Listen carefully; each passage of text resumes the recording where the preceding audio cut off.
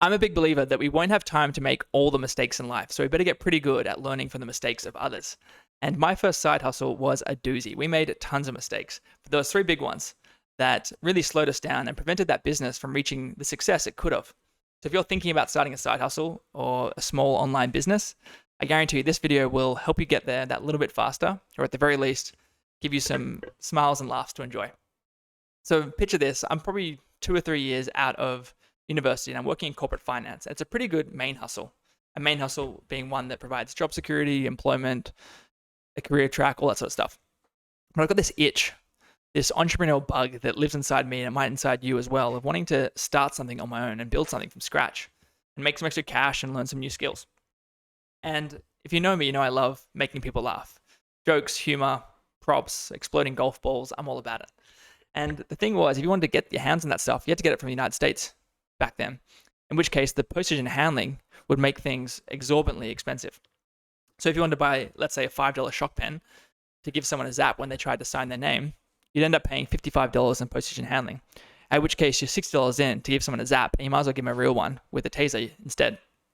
But the thing was, all the stuff was from the same factory, right, in China.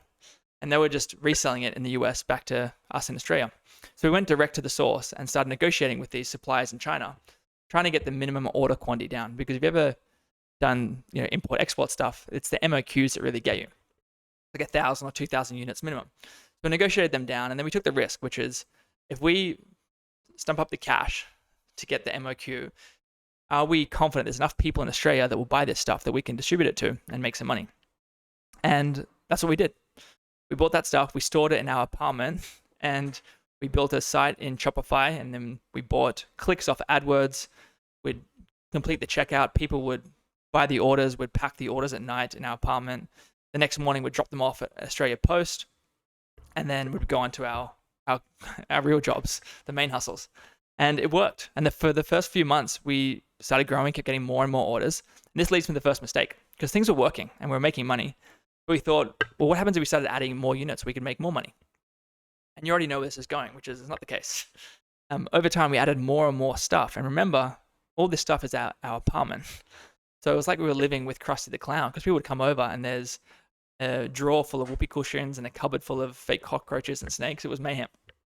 And sure enough, the end result was it was the same profitability, because 20% of those stock keeping units, those SKUs, created 80% of the profit. And if we had just focused and amplified our sales and marketing on those things, we would have done far better than trying to add more and more stuff.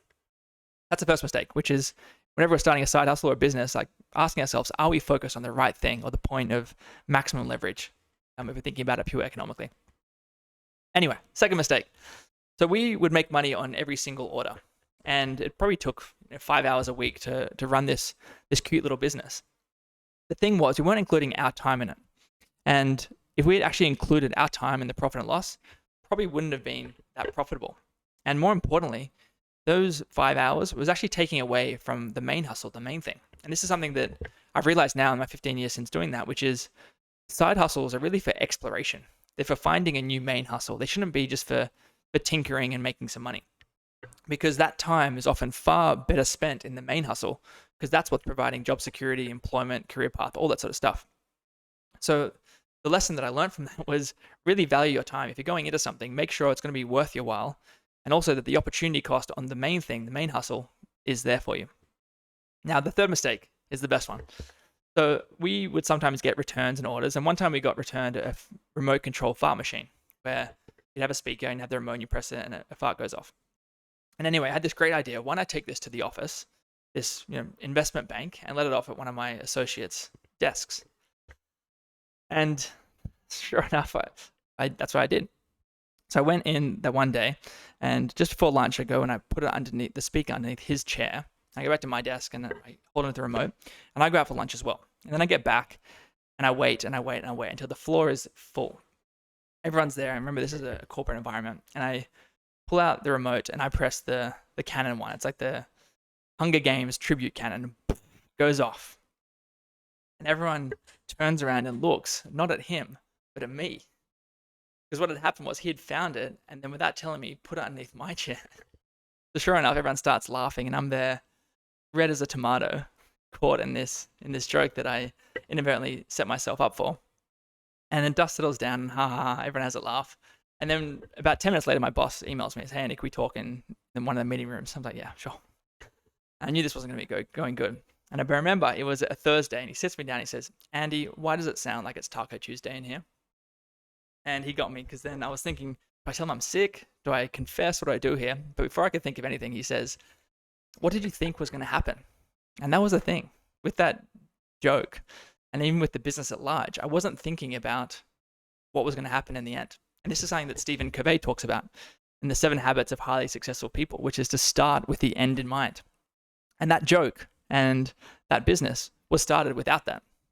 We had some idea of what we wanted to do, but we didn't know where it was going to take us. And now whenever I'm working on a business or helping someone with a side hustle, I always ask them, like, where does this go to? What's the end destination? Because once we know what the end destination is, we can design the right systems, the right processes, the right team, all that sort of stuff to get that right. And now those 3 mistakes really have helped me the last 15 years, because each time I've realized, whether it's focusing on the right stuff, recognizing the value of our time, or most importantly, starting with the end in mind, it can really help us build much better things and have much more impact on what we do. If you enjoyed this, let me know in the comments below, and I'll see you on the next episode. Yahoo!